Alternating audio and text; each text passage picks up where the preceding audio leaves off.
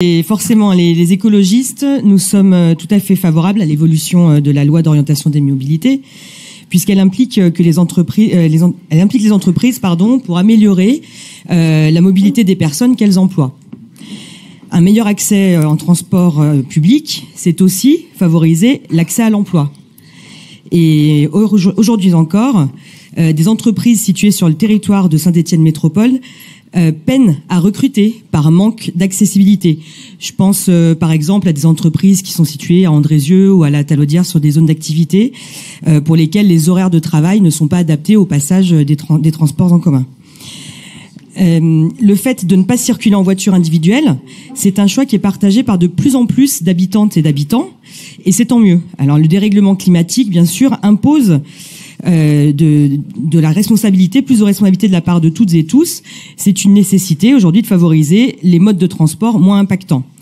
Mais n'oublions pas que ce n'est pas toujours un choix. Sur la commune de Saint-Étienne que je représente, plus de 30% des foyers ne possèdent pas de voiture. Et ce chiffre, il est encore plus important pour les foyers les plus modestes. Les entreprises, Saint-Étienne Métropole et la Stas, doivent travailler ensemble. On n'a plus le choix. Pour mieux comprendre où se situent les bassins d'emploi, leurs contraintes horaires et structurer l'offre, entre autres, autour de ces éléments. Je prends l'exemple de l'hôpital Nord, le principal employeur du territoire, qui est en cela une réussite. Depuis 2021, les entreprises de plus de 11 salariés doivent participer au financement des transports en commun par le versement mobilité. On peut comprendre que les entreprises espèrent certaines contreparties. Ce qui est proposé aujourd'hui dans ce rapport, c'est d'élargir le dispositif de réduction des tarifs de la Stas, de l'abonnement Véliver, des recharges de véhicules électriques, d'élargir l'accès à des ateliers vélos. Ce n'est pas suffisant pour aider l'accessibilité, l'accès à l'emploi dans toutes les zones d'activité.